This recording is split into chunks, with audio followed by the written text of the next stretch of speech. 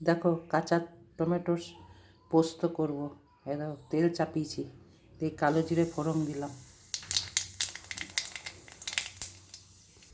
দেখো কালো জিরে শুকনো লঙ্কা ফোড়ন দিয়ে দেখো কাঁচা টমেটো,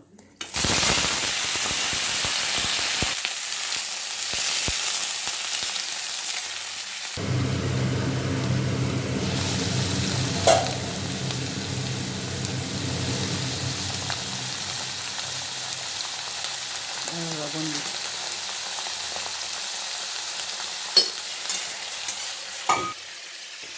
এরকম আখের গুড় দিলাম। এই দেখো পোস্ত দিচ্ছি।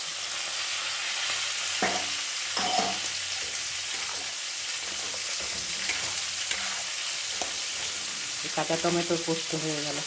এমনি করে তোমরাও করে খাবে, কেমন হয়েছে করে খাবে, কেমন লাগলো খেতে আমাকে কমেন্টে জানাবে।